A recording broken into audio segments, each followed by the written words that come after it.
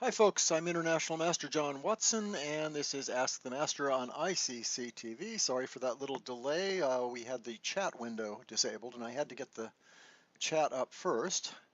So let me just get rid of a few things here and I will be right with you if I can see what I'm doing. How strange. Okay, here we go. Okay. Um, the main idea of this show is to provide you, the viewer and listener, with a chance to ask questions about chess and the chess world. The best way to do this is to send me an email, askimwatson.chessclub@chessclub.com. So that is ASKIMWATSON at CHESSCLUB.com. Ask that's for International Master, Watson at chessclub.com. Okay, now the questions can be of any kind because we talk about everything about chess. There are a lot of questions about openings because everybody likes those, and I'm sort of an expert in that. There are questions about books. We're getting a few more of those recently. I've got the first thing I'm going to talk about actually, and we have books about the chess world, chess players, chess strategy, anything you can think of to ask. You can go back to earlier shows and see the kind of questions that we've discussed before. So the other way to submit a question is to message me at, if you're an ICC member, to message me at John L. Watson, that's L as in lion, on ICC. And another great way to do it is on the chat. And here we go. We've already started with the chat. Okay, very good. Jordan, hi. Audio seems a bit low. Well, you can turn up the audio on your side. Yeah, I think we've got. I'm sure you can handle that one. And here's William Palmer. Terrific. Okay. Well, let me say right away that I've mentioned books about, last week especially, we talked about books about exercises. And, you know, there's the basic exercise book that has a 500 tactical exercises and you solve them. There's also there's programs like that, like CT Art, and many others. There's all over the web. You can find lists of exercises, and there are DVDs of exercises if you like doing things on ChessBase. But then last week we talked about how about something with more thought involved in terms of what kind of position it is, and we talked about a few of those books. But I've also been asked before, and again this week by a student, about books on how to calculate rather than just exercises. Of course, those will be involved too, but how to approach positions, how to think about them, especially with respect to calculation. So I asked around and I got two very good recommendations. Valerie Bimes' How to Calculate Chess Tactics, and Andy Soltis's The Inner Game of Chess. I think you'll enjoy both those. They have a lot of prose and explanation, which is, of course, usually a much easier book to read, more friendly kind of approach. So see what you think of those if you get a chance. Okay, and then I wanted to get to a question that I have been holding for weeks and weeks and weeks. But let me first look at, Mamedyarov went through 2,800. I didn't see that. He's been on a tear, hasn't he?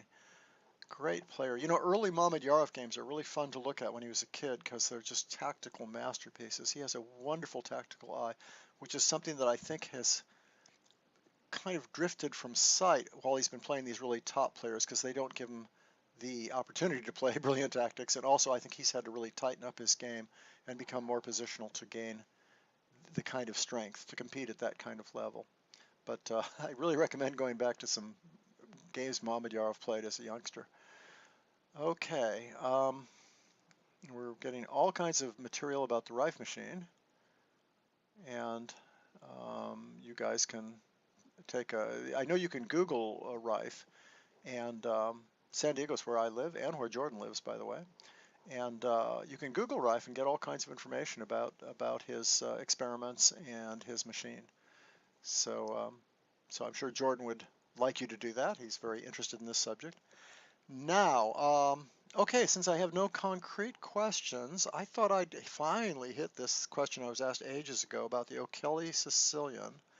We've talked about it real briefly, but this is more of a lengthier question. And let me just show you. That's the Sicilian defense. That's the O'Kelly variation. And as I've mentioned before, I'll mention it one more time. One of the points of it is it's sort of trying to sucker white into playing d4, because there's a lot of players that play d4 against everything in the Sicilian. And here it's probably not the best move, because you have this move, and now there's no knight b5 to get into d6. And if knight f5, which looks like a pretty good move because it ties black to that pawn and it threatens knight d6 check, and if you have to play slowly, if black plays a move like that, if nothing else, you can come back and really get a pretty good bind on that square with both knights and maybe a bishop too. But black has this nice move, d5, which is a different story because bishop takes knight would be quite good with this big center. Bishop comes out easily, the pieces come out easily, and even d takes e4 is a bit of a threat. So that's the idea of the O'Kelly. Of course, white doesn't play that. White probably retreats. But if white retreats, black's okay in development and has the central majority, and his pieces come out real smoothly. So could also play this, come to think of it. I never ever take. I always knew that retreating wasn't very good, and I've never really looked at it that carefully. But one idea here would be that if takes, you have that nice check trick again. So you could play knight f6 first just to get a tempo maybe on that square. Threatening knight takes e4. Okay, sorry about that. That's a diversion. The real question is about what to do against the O'Kelly, and in particular this move, which is generally recommended. And I noticed someone popped up on the chat and said, "What I've played in the old days." I'd say most top players probably play this move. I noticed that someone in the oh, I'll just interrupt here. I think Jesus de la Villa's 100 Endgames You Must Know is terrific. I think it's a wonderful. It's a great book, and I definitely recommend it. There's a lot of good endgame books, I have to admit. I'm sort of a sucker for endgame books. I think one reason is because they're fairly easy to write, and there's a couple on that theme of endgames that you need to know. But I liked that one. I thought it was really good. I mean, maybe it wouldn't do you that much good if you were already a grandmaster or something. but for anybody, for the average player, definitely an excellent book. And in fact, that's the key with endgames, isn't it? You should know the basics well if you can, and maybe even a little more than the basics. But then at a certain point, you're probably going to have to use your judgment and calculation. There's a lot of calculation in endings, actually, oddly enough. That's why Misha Tal was such a great endgame player, and Shirov is the greatest modern example. Alexei Shirov is a brilliant endgame player, maybe the best in the world, and he's known as a tactical, calculating player. So it just goes to show that we think of positional players with endgames, but there's also a lot of tactics involved, or at least calculation involved. But learn the basics first. After that, you can probably just study endgames slowly, unless you really enjoy them, in which case you should study them all the time. Okay, back to the O'Kelly Sicilian. Here we are with c3. And the only other move I think that is really challenging is this move, c4, because a lot of times you're going to get a Maroczy bind after d4. In fact, I don't think black can really defend against that. And we've talked about that a little on this show. But c3 is the hardest move to mate. And the question was about the move d5, and there's also something, about the move d5, and I think I'm going to answer it fairly extensively, actually, here, and white captures. And now black, usually just recaptures, but John Ems in his Dangerous Weapons, the Sicilian book, well, he and other people wrote it, it's his section, he talks about knight f6, and even though it's scored fairly poorly, it's not so bad. It's interesting. The only really, now if you get the knight here, that's just a great position for black. If you think about it, he's got his pawn already up here. He stands really nicely positionally. The problem, of course, is d4 is a nice aggressive move. And, oh, by the way, I should say, if c4 protecting it, you have e6. And we've talked about this kind of position. This is like the Icelandic gambit against the Grand Prix. It's the same principle. You're going to play knight c6, clamping down on d4. So you have enough compensation for a pawn. Not any more than enough, because a6 is a little slow, but you have enough here. Very fast development. This nice open file against what's going to be a backward pawn. Okay, so the only serious move, I think, really is this move, if you're trying to get an advantage. And black will take that, because if he takes here, if nothing else, I suspect that's a very good move. Just winning a pawn for the time being and threatening maybe here, or That's my guess. Also c4 is worth considering. So really black's whole idea is to take here first and then take on d5. And a good line for white has turned out to be this move, check. It's probably the most challenging line.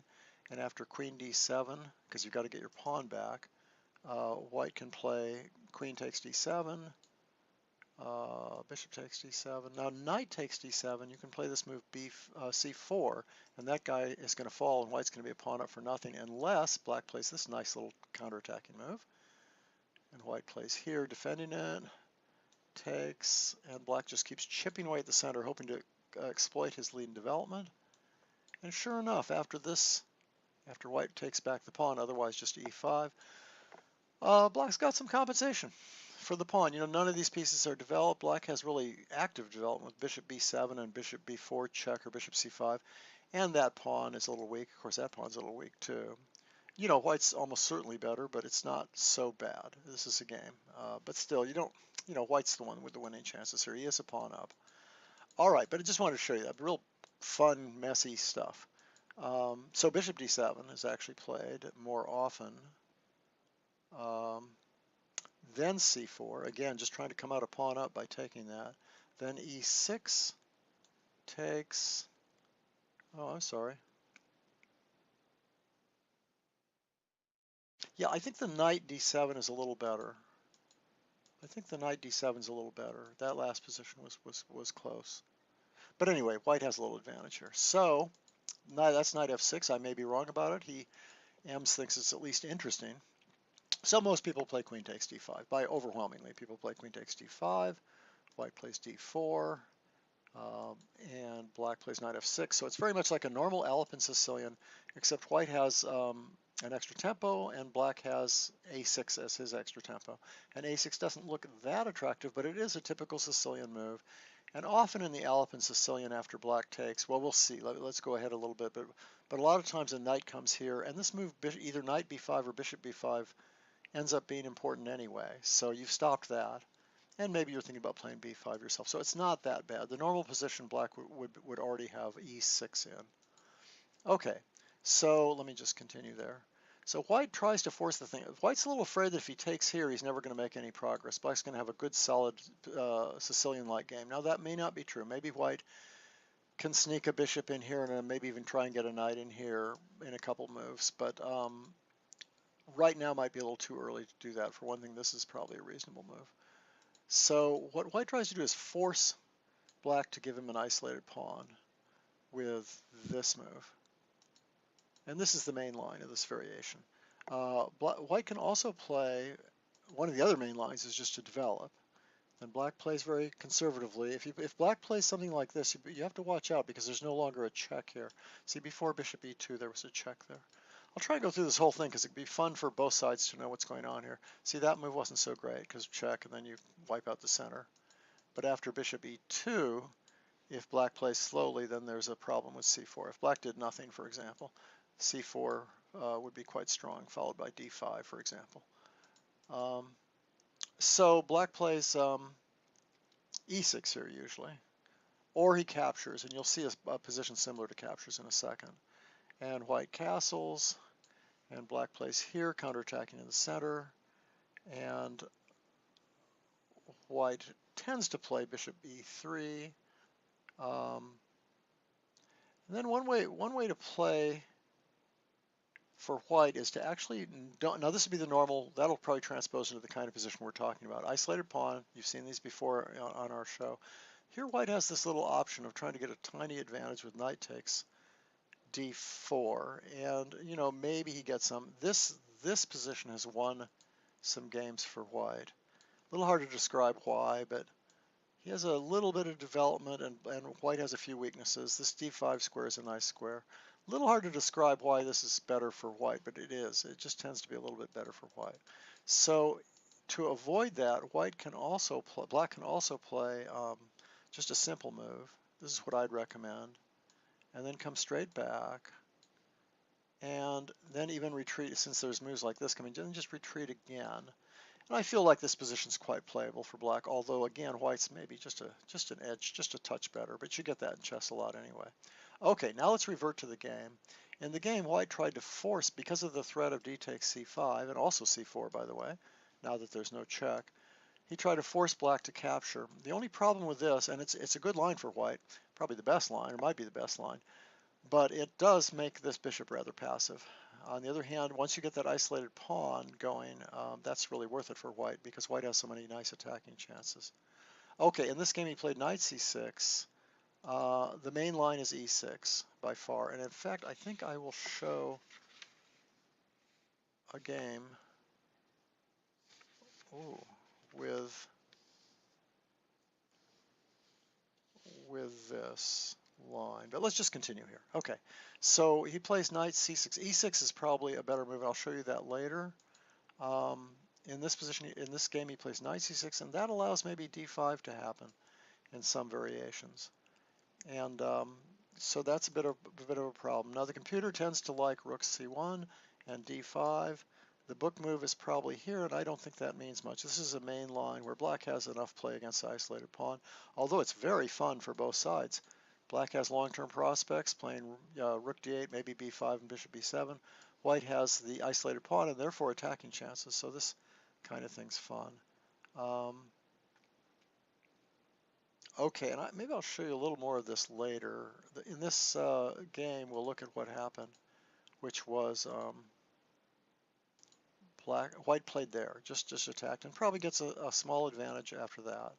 So that's why, just to be clear here, sorry, I hope I'm not being too obscure here, that's why e6 is probably a better first move. Just get your pieces out and castle, but also stop the move d5, because that's gaining too much space and activating these pieces that way.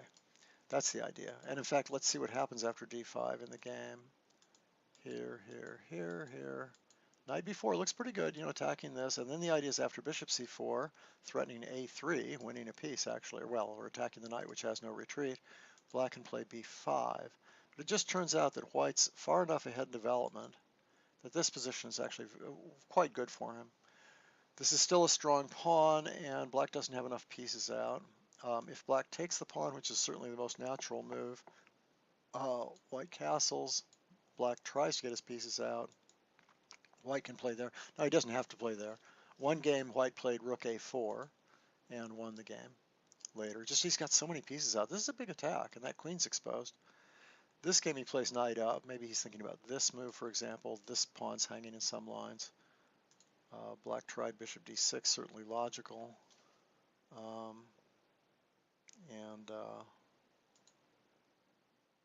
White played there, threatening knight c6, probably going to end up winning a piece. So black took, and castle just trying to get out, but white is breaking up the king side and is just in time to get a very nice big advantage. And that goes like this, attacking here, which is not easy to defend. So really what's going on, and there's also very quick attacks going on. This move maybe followed by that move, rook coming over here or here. You can imagine this is a very difficult position. Not necessarily lost for black, but probably lost in the long run. My guess is he has to defend this way, which is pretty depressing. And then probably just knight e4 or rook d1. Oh, maybe rook d1, because you've got ideas of just pushing this guy. Oh, that might be really tough. Anyway, white's doing better there. So that's that game. I think I'll skip the rest of my notes on that game because I have another one. But before I get to the other one, let me take a glance at the chat.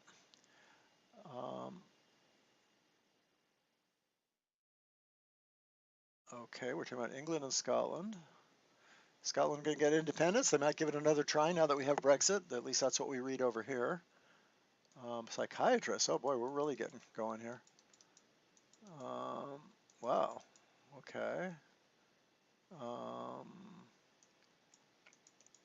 Nice side conversation. I don't mind those at all. It's kind of fun. I mean my comment. Yes, yes. Uh-oh. Now they're fighting. Uh-oh.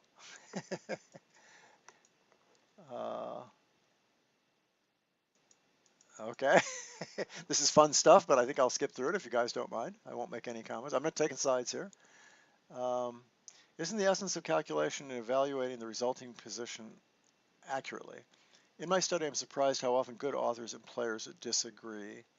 Why so? Well, authors have the chance to really look at positions carefully and also see concretely what happens to work. You know, a lot of times the position that looks best, even to a very top grandmaster, will turn out not to be the line to go through, and one that looks really awful just turns out to be good for abstract reasons. But good players will good players are good because they assess players better than other. Yes, I mean that's true, because they assess positions better than other players. And and the fact that authors disagree is just either because the author is extremely strong, or because the author has more chance to really consider the position and think about it. Okay. Okay, I see there's no more questions right away. Good one. That was a good one though. So let me try another game that is in the same variation, just because I really want to take a look at this. I think it's fun because it's isolated pawn positions, which are always incredibly instructive. Um, okay, so in this game, here we go with that O'Kelly again, c3 again. I would recommend c3. I think it's a good move. Black plays there. That's just good. He's going to get, it makes so much sense. It covers the central squares and he's going to get developed and he's going to castle. Okay, white forces c takes d4. That probably is the most important move. And let's look at e6 one more time. In this game he plays knight c6 again, but let's look at e6 one more time. This position is very interesting. I think it's worth looking at. Now usually white plays bishop d3 to be active here. And I think we've had this a few times. This kind of position comes up in the Alpen Sicilian, which is similar. The Nimzo Indian, it can come up in the Caro-Kann, pan-off attack, it can come up in the Queen's Gambit accepted, it can come up in this basic pawn structure, this idea that black is blockading here, but white has more activity and more space because of this pawn. I tend to like to be white in these positions for practical reasons. You get nice attacks, you get activity, you can move forward. There's more for black to defend against. On the other hand, you know, if black's playing really carefully and well, he should be okay. Now in this game, well, let me just show you this analysis first. Oh yeah, I think it's very interesting that this looks fairly harmless. One reason this looks fairly harmless for white is because usually this bishop's out here, and that would waste a tempo, although people have done it right in this position. And then white has to make moves like a3, bishop c2, queen up, and it takes them a while, and you just get kind of a normal position. It doesn't look that dangerous because of the bishop on e3 being so passively placed. But it does give white other ideas about what to do, and one of them is just to play here, or a3, doesn't really matter. Oh, I'm sorry, he's castled first. Now he plays rook c1 or a3. And white has some pretty good chances. Black almost always plays, do I have knight c6 in yet? Sorry, knight c6, what am I missing? I'm missing one move for white. Oh, a3 here, there we go. So knight c6 probably would have come earlier. And here, black usually plays this, which is just a little bit cramped. And when black is cramped against an isolated pawn, it's very dangerous. This tends to be better for white. And one thing you can do is this clever little move g3, threatening bishop f4 in a lot of lines, and get active, and then play for d5. The rook can go to this open file. It can be all a little, a knight can come to e5. A lot of aggressive moves for white, and probably some advantage. But I've been thinking black could get away with this move. And that would be interesting because this is pretty much the most dangerous line white can play. And that looks bad. It's never been played as far as I make out, and that makes sense because white has moves like this, hitting the knight and the bishop, and also indirectly hitting that. So there's a queen c2 idea with knight takes f6 and bishop h7. So black has to take this. And this looks scary because this knight's kind of pinned. Especially after that move. But in fact, I don't think it's that bad. You know, you just go over here and defend that. And now white has to probably play pretty aggressively here with this move bishop f4 if he wants to maintain any advantage, because otherwise black's just gotten all his pieces out. He can just defend this, and then he might even be better. So, and what's the other move? Oh, then this move doesn't work. This move is very attractive because what did I say? I said you should play bishop f4. This move seems very attractive, but actually allows this oddball move. And you'd think that wouldn't work, but in fact, you just take everything off. The white simply doesn't have any good tactics here. Then you take this one, and after he takes here, you've got that one, and you're pawn up. So you're better. You may not be winning, but you're definitely better. So really the only challenging move here is this one, threatening to win a whole, well, something big with either that move or, oh no, knight takes e6, queen takes f4, knight e7 check would win the house, as we say. Okay, so after bishop f4, black can take this. I think that's best. There are other ways to try to play, but I think that's the best one. If white simply takes back, you just play very easily here. And I don't think white has much advantage here. I think it's about even. White still has nice active pieces, but let's face it, the more simplified it gets, the more that isolated pawn hurts black. So here we're probably, now white can, zoom over to the queen side. There's things he can do, but so maybe pawn takes is another interesting way to play this. Oh, I'm sorry, no, that's not true because queen takes wins a piece in this position. So knight takes is probably the right way to play. I think therefore you should play here. That's right. I think you should play there and divert him because now if rook takes rook we have bishop b7, we've won material. You notice that bishop b7 before didn't win material because of this. And now even queen d4 is possible, or just queen moves away somewhere like maybe there, attacking here. But you can play rook takes rook first, which almost wins because if rook takes rook you have bishop takes b7, but he has bishop c8. And white would probably play bishop e5, and this is the position where I think white has a tiny advantage. That other position was dead equal or fine for black. This one's a little different because this bishop is passive now. So white will probably win the c file, and maybe even with tempo. But I think it's a draw if it's played well. It's just an even game if it's played well. White can try and go like this, but black can even play f5 here, and then bishop b7 or g6. And sure, white looks active, but it's probably only about equal. Really interesting thing, this e6 move. So what I'm saying is this O'Kelly system looks like it's still playable for black. I mean, you could consider playing it. It's kind of fun. Okay, but instead of that in the game, he plays this nice e6 move again, and here's a practical example of the d5 line, the one we just looked at. And I just wanted to show you what happens. We've already talked about this. Black won a pawn, but he's totally undeveloped. And I just wanted to show you what happened here. The problem is if queen b2, then maybe the bishop comes here with discovered attacks threatened. The queen has to get out of there. Rook b1. You can just imagine how bad this is. White has a million pieces out and black has nothing. And there's this file. And the queen also really can't escape. There's too many. I mean, it can get out. It doesn't get lost, but it's hard to hold on to. I mean, it's hard to not lose even more time. Maybe you have to just take my word for that one. So instead of that, black plays e6, and we already talked about this, rook a4, queen b3, trying to get the queens off. White doesn't want to do that because he's attacking, and black desperately tries to get the queens off, but after check. Now the easiest move here, white plays the most natural move. It's better for white, but it's not overwhelming because black can play this move here, threatening to take the queens off, and if the queen comes here, which it does in the game, you can threaten to take queens off again. White's almost winning, but it's not totally clear. I think an easy way to win this position is just play here, because then there's no queen d5 move.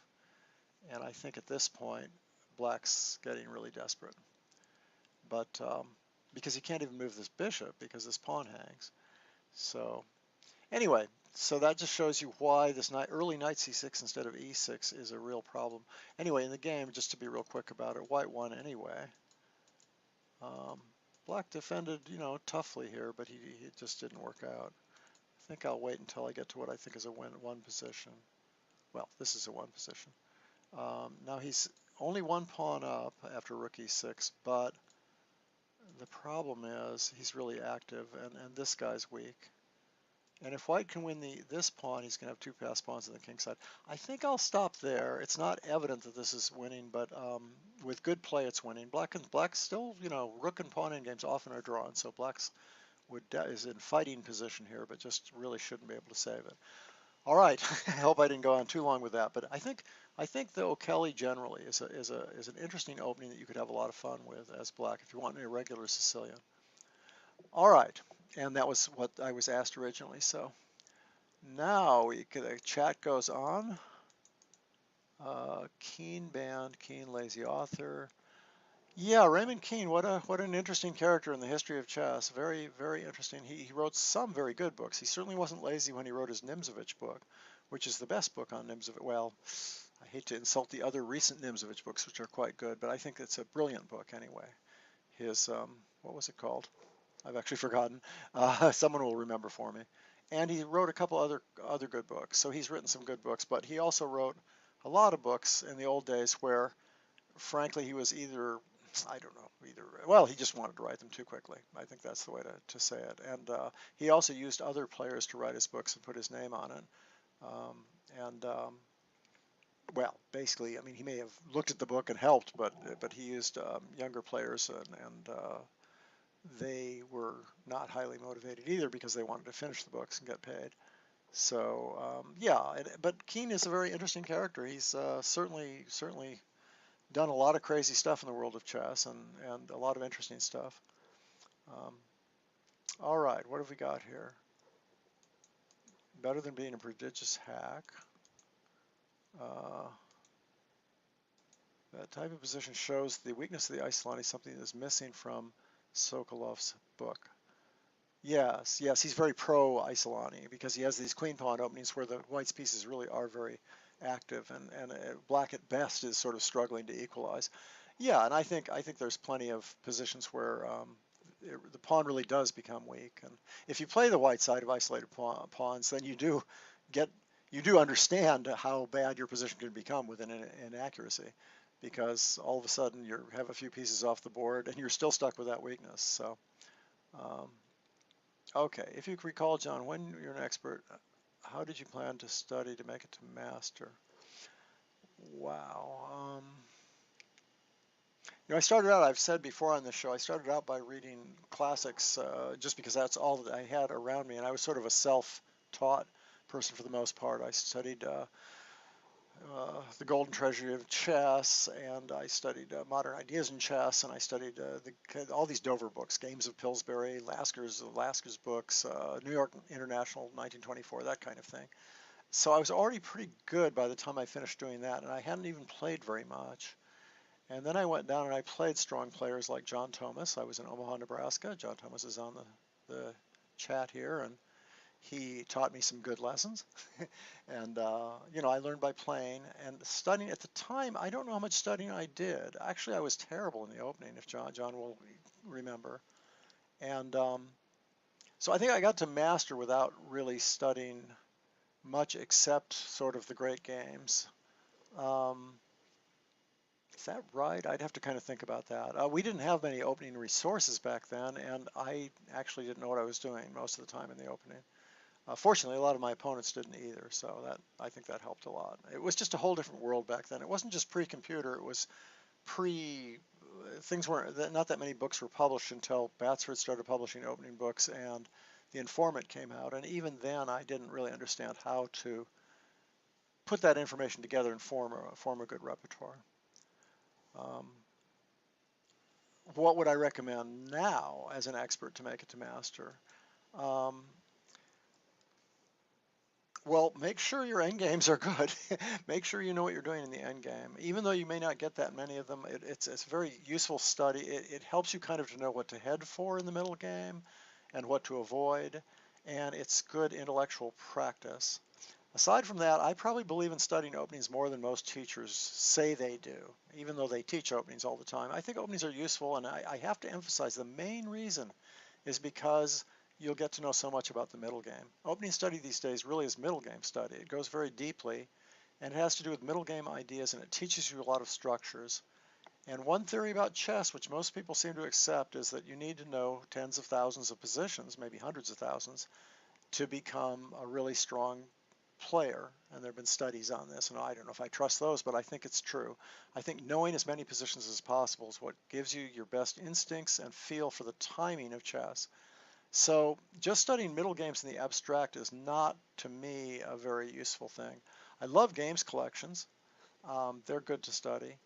Um, I used to study a lot of games collections. I would say that's something I did a lot when I was younger, just because I enjoyed it a lot. And later, as a book reviewer, I studied a lot of games collections, but not really for the sake of getting better, more for the just because I loved them. I thought they were wonderful. We can do a show on books, of, for example, the best games collections, things like that, and you guys can have input. Send me emails. Tell me about your favorite books, and we can work up a list, for example. Um, these days, you're going to be using the computer to get to master, I'm sure, and that means playing a lot. I don't think Blitz helps that much online. It's fun, and you should play it as long as you're getting something out of it. I think if you can at least play 15-minute games or slower, that's what I recommend, and get to as many tournaments as you can. But as far as study, sitting at home, I think you'll get more out of opening books and videos and whatever material, as long as you take it seriously and work out a repertoire for yourself, and always ask yourself the question, why didn't this guy play that? If the book doesn't tell you, which it often doesn't have time to, why didn't he play that? Why didn't he play this or that? Or what could I play that's different? I used to come up with a lot of new moves in openings, a lot of new moves. That's pretty hard to do these days, but it's not impossible. You'd be surprised. Okay, so somewhat of a somewhat of a somewhat of an answer. Oh, we got all kinds of questions. Okay, here we go. Nimzowitsch, a reappraisal, thank you very much. Great book. I have the complete King's Indian. Yeah. Okay, that's a book. Kind of an older book, unless that's the new. What's the one? What's the new Bologan book called on the King's Indian? Trying to remember. Can't remember what it's called, but it's called something like that, and it's quite a good book. Could you talk about the classical Nimzo with C5? Thank you. Ha ha ha. The one line I don't play as black or white in the Nimzo Indian. But of course, I've seen a lot about it. You probably know more than I do. It's very logical. It's not as popular as you would think. This is the Nimzo Indian. This is what's called the, well, some people call it the classical variation. So that's what he's talking about that. I'm sure, right? You're not talking about E3. Correct me if I'm wrong. And he's talking about the move C5. Now here you can play castles. That's sort of the traditional old style move. And it can be followed by all kinds of things for black. So that doesn't really commit you yet.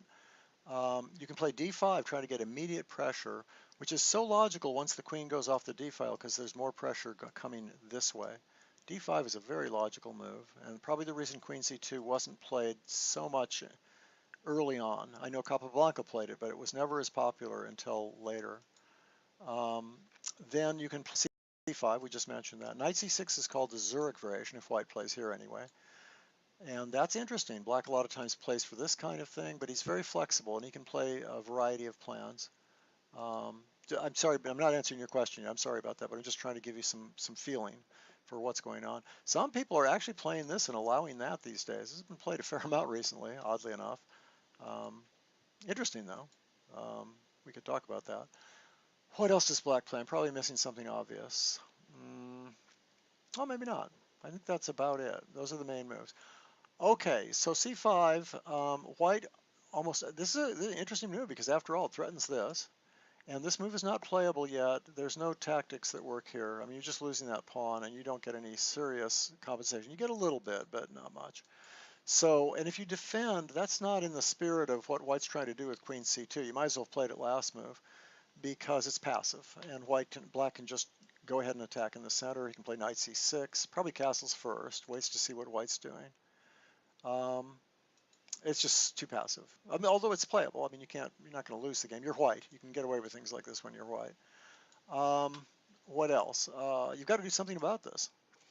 This move is very suspicious because if you take back with the queen, which is probably why you played it, you're losing too much time in the center. Black's going to play a really quick d5 and smash you open. I'd say black's already better here, even though he only has, white has two bishops and black has a bad bishop. The 2-to-1 center pawns are just too strong. I mean, something like this or something, and oh, it's just, and here's that isolated pawn again, but this time it's strong for black. You know, he's coming out really fast. He's going to put a rook on an open file. White is in trouble. Not lost, but probably it could be lost very quickly if he doesn't play incredibly accurately. So, so what white does almost always, I've never seen another move, I don't think, except this one. Well, I'm not sure if that's true. I guess I've seen knight f3, but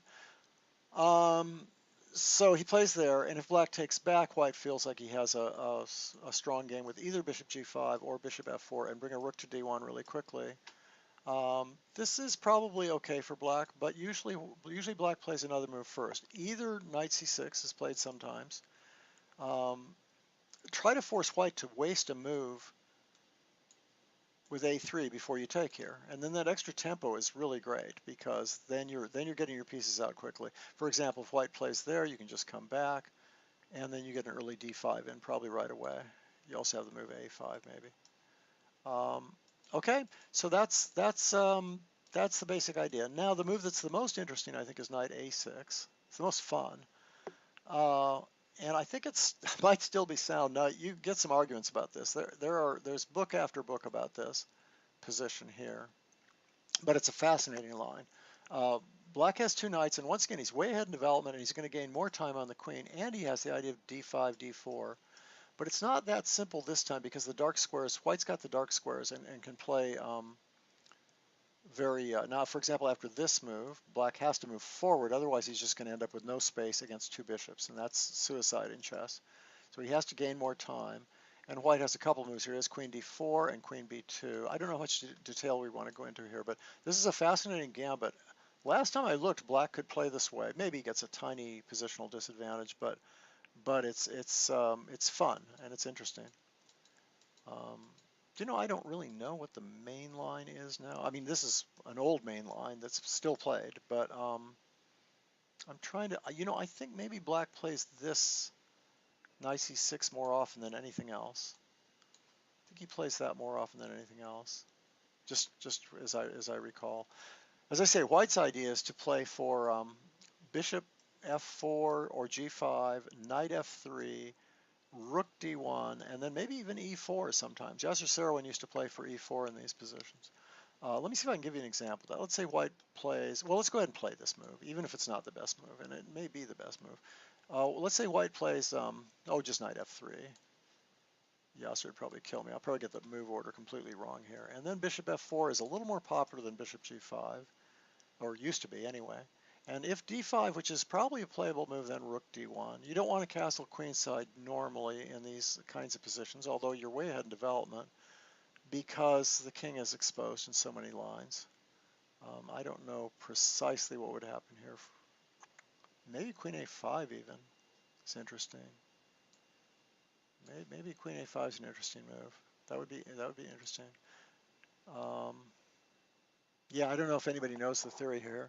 The person asking me the question, oh, Colin, who knows quite a bit, you've asked good questions and you're pretty knowledgeable. You probably know about as much as I do about this. You can ask me a more specific question about a specific position in the c5 line, and maybe that would be a little easier.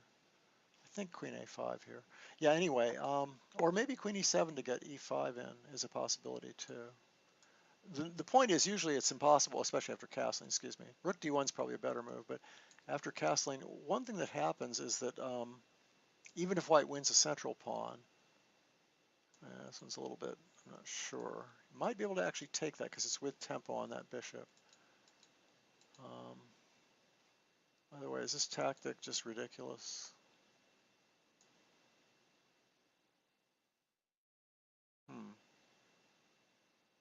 Yeah, this is possible because of bishop f2 at the end.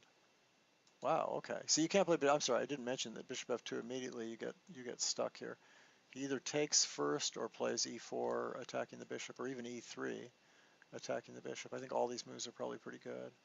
E4 is really dynamic attacking here. Okay, sorry, that's about the most I should do with that. Otherwise, we'll never get to all the questions people sent me. It's much later than I thought. One of the things you should understand is I was okay.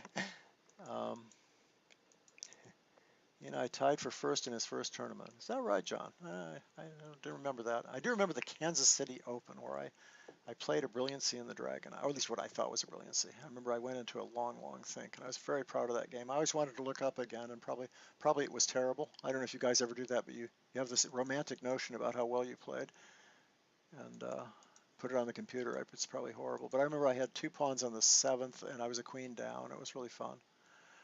Okay, what are we doing here? Nostalgia.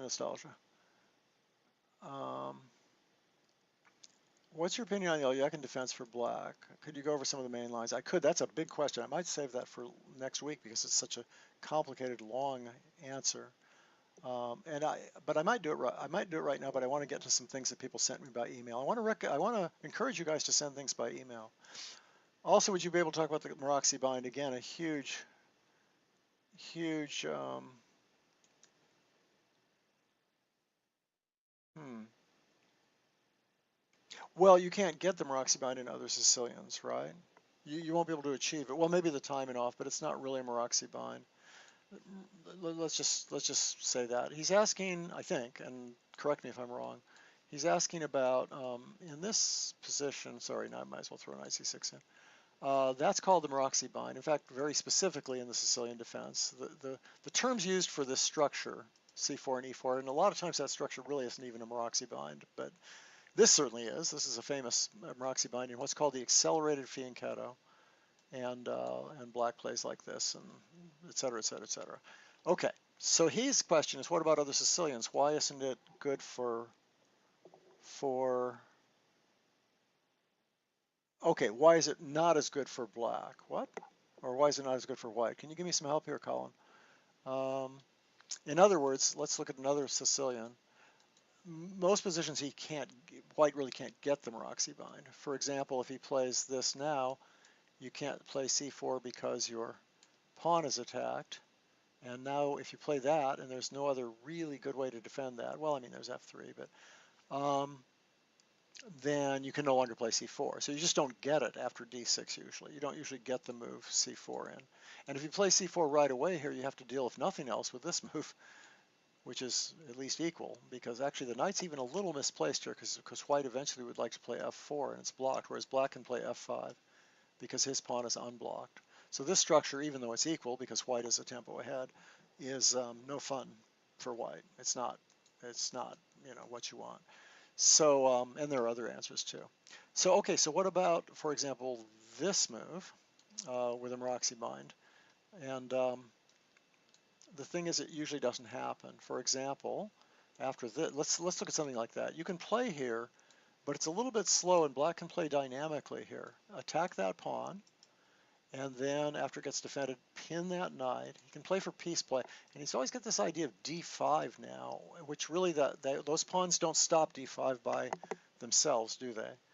And in fact, if white plays slowly here, although this is played for white, by the way, it's not the end of the world to play this way, but white should probably take here. He also has queen d3, I think. But if white went too slowly here, like, okay, here, f3, I used to have this position in tournament play, then the problem is that d5 is going to come very quickly. Like castles, I don't know, bishop e3, d5, just break through in the center. That tends to be very good for black.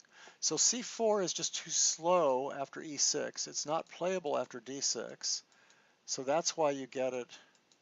That's why you get it in this strange line with the accelerated fianchetto, which is this one.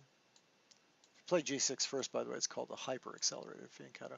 That's why white's able to play here now, is because you notice there's no d5 breaks, there's no pins over here, right? There's no threats on the e-pawn that can't be answered easily with knight c3. And black can't get the move d5 in easily. For example, if black tries to prepare d5, with the move e6, it's very dangerous because it makes huge weaknesses there. And in fact, I wonder if you could even start sacrificing things here. That might be too risky, but it'd be fun. And then just get the knight out. And can you really take that? I doubt it. Now we have knights coming in and everything. Oh, I guess we've got that. Now do we check or do we play c5? I don't know. Anyway, believe it or not, white has compensation here, even though he's a pawn and an exchange down. I've had positions sort of like this. Whether you're better is a little silly. Okay, so let's not play knight b5. You may very well be better, but I wouldn't want to make that claim. So let's say you just develop, and then he tries to enforce this move. Well, then you could play. I don't know. Does that move work? Might very well work. Anyway, it's very risky to play for d5, and that explains why you can play these moves against the accelerated fianchetto, but you can't play them in other positions. And I think that's what you were asking. Okay, there's an exchange hunt, modern 4 pawns attack, Eliakin lines. That's true. I'll show you the Eliakin next. We'll do a little survey next week. I played the Eliakins, as John knows, for quite a while, so I think I know something about it. I also ran in chess publishing. Chess Publishing is this site. Unfortunately, you have to pay for it, but it's got mostly grandmasters and then people like me doing analysis of every month of key games that have come in every opening. And I did the Aljekins, Caro-Kann, Scandinavian, Peertz column. So, okay, what do we got here? I was thinking I could play back to the games I see DeLugi and others at 5-0 and 3-0 and learn these openings. Sure, you could copy their games and then study them yourself. But why not copy regular Grandmaster games? You know, I don't think you need the Blitz games to do that, unless I'm misunderstanding what you're saying. Let me go down a little bit. Yarmolinsky. Hi, John. Do you think that black should castle kingside or queenside the knight c3 line of the Petrov? Probably queenside. Do you think this entire line is playable for black either way? That reminds me that I didn't look up our Petrovs that I was asked about last week. We talked about the Petrov last week. You might want to go back and look at it. The line he's talking about, and remember we talked about a lot of options here. The line he's talking about goes, oh, wait, what am I doing? Yeah, that's right. Goes like that, and it's very popular at the top. I think it's obviously not a fad because it's been around for some years, but I think maybe white will revert to some. I noticed, what was it, Vashir-Lagrave? Some people were going back to some more classical lines and not playing this, but you still see this all the time. One thing about this for white is it's very safe. You definitely want to go queenside. I mean, that's one of the reasons, well, in most positions, because that's one reason you play this line. You've hurt your pawn structure a little bit, and you're not exactly very far ahead in development. I mean, not ahead at all, actually, because it's black's move. But you're set up to move the bishop somewhere, usually e3, and get castled quickly and use these two open files in the center. That's kind of the idea. Your bishops are freer than his bishops, well, at least than one of his bishops. Notice that this is kind of stuck, but these guys are very open. Okay, so what was the question? Do I think it's entirely... Oh, and by the way, yeah, I do think it's playable for black. Absolutely. And, well, what's the normal move? Just here. Stops bishop g5 for one thing. And then last week, we were asked about this funny gambit. I'll look it up again. And it was actually quite fun. I hadn't seen it before, and we talked about it in general, how that kind of attack. Well, let's go a few more moves. Let's just see some moves here. Was it knight c6 first? Uh-oh, I'm going to get it messed up. Probably going to get it messed up. Something like this. Anyway, there was suddenly black grabbed this in spite of the move b3. And I was saying, and then black tried to play a5, and it was really fun. So maybe I'll go back and answer that by looking up the games. Can black play the Petrovs generally? Absolutely. And can he play the knight c3 line? Absolutely. Most of the games are on high levels are actually drawn. Once in a while white gets a win. Once in a while black gets a win. But I think it's a very practical line for white because white has more winning chances, even though he's not really better, I don't think, in an objective way.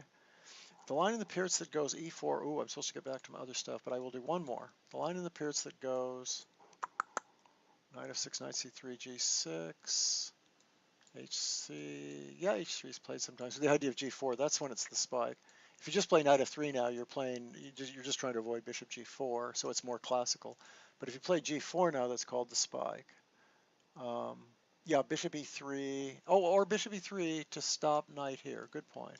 Sorry about that. Okay, so if black castles, white plays bishop e3, and a lot of times there's an attack. Now there's also this strange looking attack that was played for a little while. I think Nakamura was playing that. When James Vegas wrote his book on the Peertz in Black and White, which was the Bible on the Peertz, he actually thought there were a lot of h3s and g4s going on, and he said he thought it was one of the best lines against the Peertz, actually. This is a different plan. This is queen d2. Let's just make a move for black. This is queen d2, and maybe castles queenside, maybe bishop h6, and maybe then g4, or maybe even h4, h5, a lot of different ideas.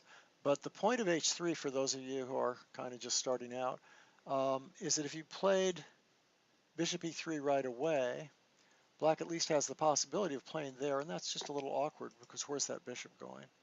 So h3 prepares that move. Okay. Do you think you will ever play an online match with John Bartholomew? I have no idea. I don't play much online.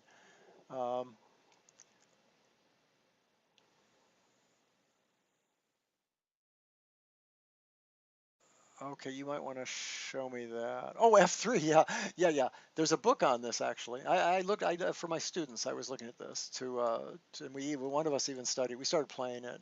That, for example, goes like, I think you're talking about this move. That holds out the idea of playing still C4. So I can't remember what that's called, but there's a book, a whole book on this line. I got a little discouraged with it. I didn't.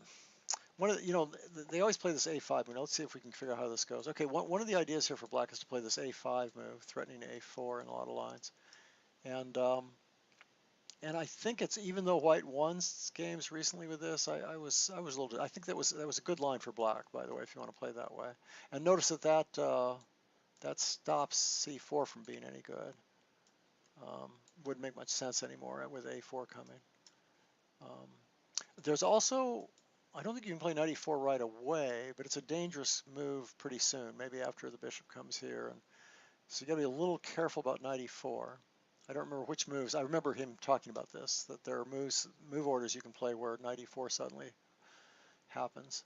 It's an interesting move. It's definitely playable. Who was the guy? I think Tivyakov that played this a bunch as white, but it's never really caught on for white. I didn't, yeah, Carlsen played it once, I guess. I don't think he played it more than once, but definitely playable, and it's kind of in his style. F3 is slower. Well, no, C4 is played. This is an exception. Here you do play the Maroczy bind often. If black plays slow moves, so if he plays here, you would play C4. If he plays, even against this, I believe you play C4, don't you? Yeah. And why would that be? Why isn't black just going to play? Well, for one thing, he can't play D5 in one push, because he's already moved the d pawn. For another thing, there's no bishop b4. Remember how we had that? We had this active piece play before when we played e6. That's why we couldn't play c4, or at least we were discouraged from playing c4.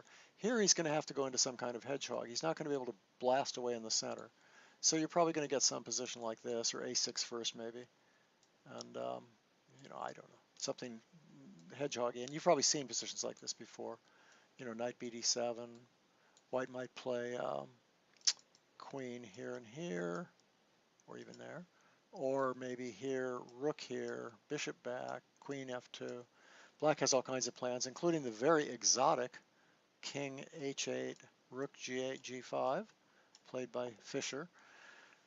That's if the queen's over on f2, I guess. And another very exotic line is to play queen c7, and then let's make non-moves for white. Usually white's expanding on the queen side, by the way. Here's a clever way to play. Queen b8 to kind of get out of the way. And then this little reorganization, which looks absolutely horrible, but in fact puts a lot of pressure on the king side and covers some weak squares. It's a fun little line that was played for some years. I don't know how it stands theoretically right now. All right, wait. I want to get to some more stuff. Okay, I've got a long question, unfortunately a long answer. We're going to talk about, someone sent me a great question about the Queen's Gambit Accepted, about a new book about it. There's a new book about the Queen's Gambit Accepted. We've talked about the Queen's Gambit Accepted several times, including just a couple of weeks ago, and I think this will really add to the discussion. Let me play a game over, because you guys should send me your games. And it's hard for me to say that when I don't ever show them, so I was showing them a little bit. And here's another game by Jonathan Russell. And if you guys send me your games, I'll try and go through at least one every week. And I may not give a lot of notes, but we'll just kind of talk about it. Oh, this is not the one I was going to show you, but it is Jonathan Russell's game. And it's an English opening.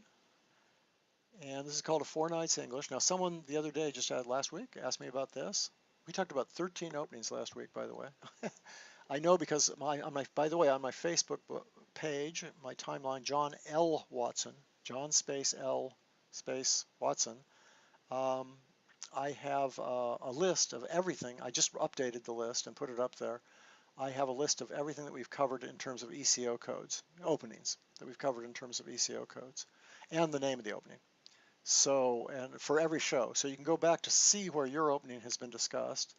Go to that show, because they're all archived on YouTube. You can just click on the show or search for it on the YouTube search, and then play over what we said about it. And you can also scroll through the game with by holding down the mouse, and you can see the diagrams as you scroll through the game. So you don't have to go through the rest of the show. You can just get to the part you're interested in. Anyway, we just looked at this. I mentioned this last week, David Cummings' new book about it. In this game, yeah, that's what he played actually. Jonathan is black. Bishop e4 is the main move, although you can play a bunch of stuff, especially bishop e7. Okay, queen c2 stops this from getting doubled, or maybe it does, but interestingly, the main move, one of the big moves now, and one thing that made people give up e3 was this immediate capture. Now in this game, he doesn't do that. He plays here, which I don't think is a good move, but it came out okay. I don't really believe in it. But it's interesting that in David Cummings' book now traditionally this is played, and he covers this.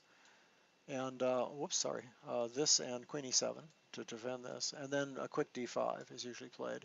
And black's supposed to be okay, and even has some decent attacking chances. On the other hand, white can still play this, and he covers it quite a bit.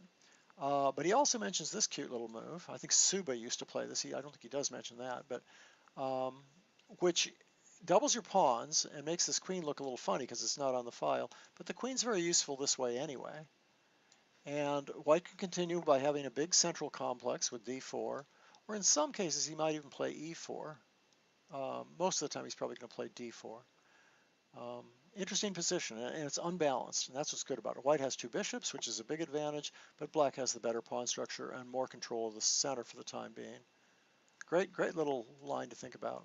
So what am I talking about now? So in this game he doesn't take on c3. Now the other move would be well, the other move would be castling. I'm sorry, that's the main other move. And then if knight d5, you can play even this move rook e8 is a famous move. And then there's queen f5. It's a complete mess.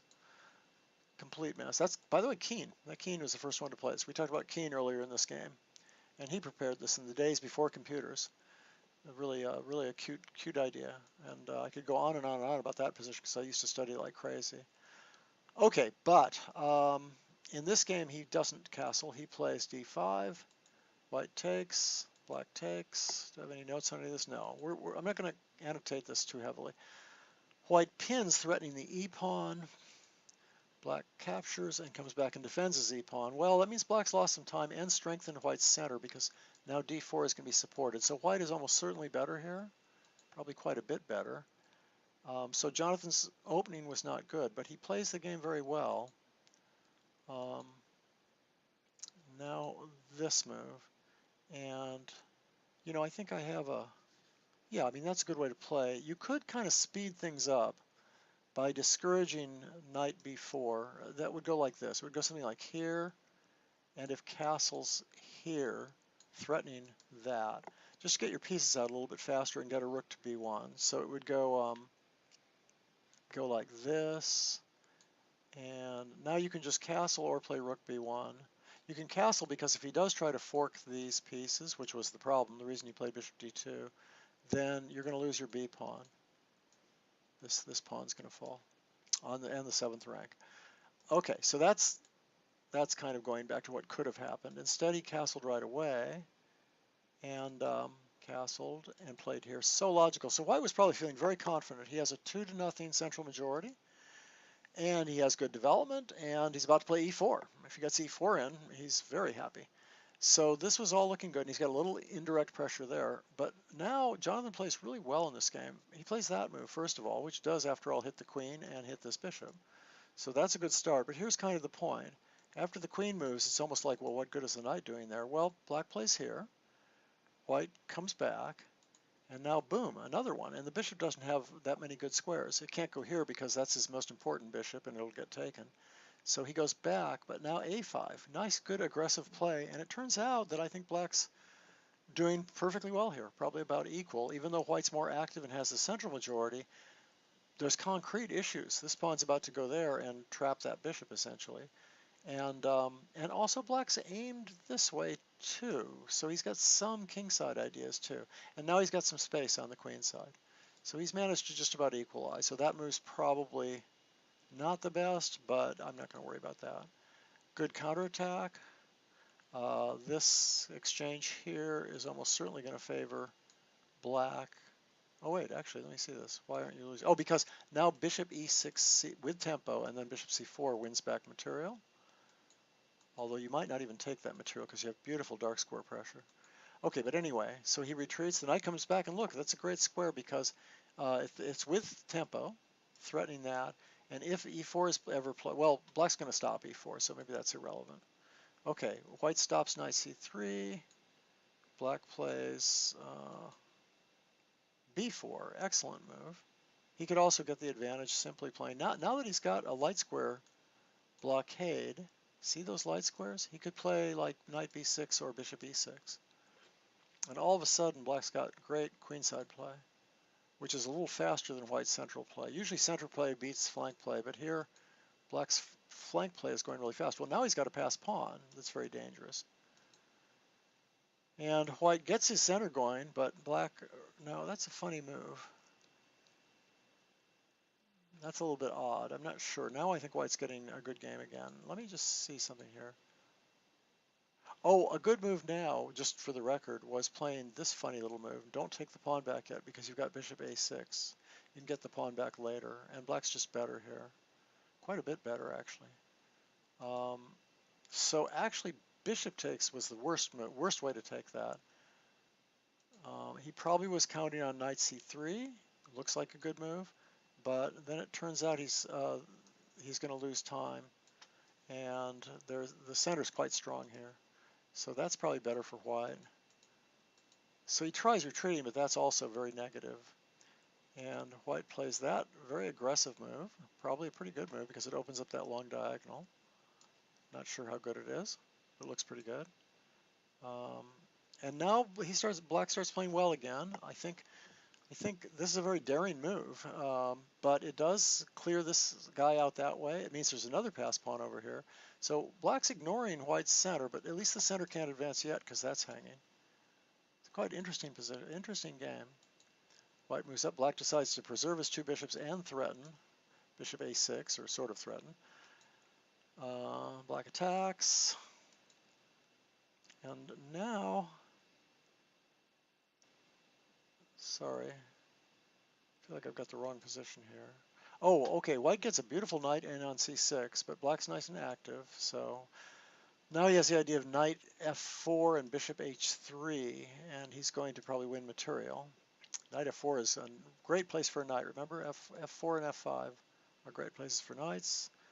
And white tries to exchange queens, but at the cost of his pawn structure. He could get away with that move, but you know, this is a tempo, something like this. It's a complicated game. Probably white's okay, but so is black.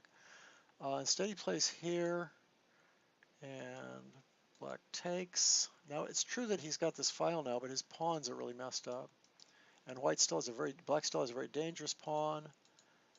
And I think I'll finish this fairly quickly just to show you what happened. Turns out that this is still about even because white has mating threats here. So this got very funny. I think white should just repeat now. White played something kind of crazy instead. Oh yeah, this move, for reasons I don't remember. Oh, because he thinks he's winning material, but in fact he has to check first. And then he just has to repeat here because this is way too strong now. Well, actually, black's a piece up. Excuse me. Anyway, that's the game. It's kind of fun, and I'm glad he sent it to me. And there's some instructive material there too. Oh, you looked at the ECO system. Cool. Great. Yeah, I suggest you go to that Facebook page, and then that way, when you ask a question, you'll kind of see where we've done it before. All right. Now, I hope that pause isn't because of my streaming, but it may be your computer. So who knows? Either that or somebody's hacking the internet all over the world or something. You know, we probably should stop there. I'm going to start next week with this Queen's Gambit accepted question. For you who sent that, if you're watching, I didn't miss that. Now, the big thing that I want to mention this time is normally I have plenty of stuff from AskIamWatson at chessclub.com, but I didn't get a single question this week, I don't believe, that way. And it really is the best way to ask questions because you got to think about what's been going wrong. You can ask me to review things like you did here on the Alyekins, but I'll have time to really put it together in a real good organized way.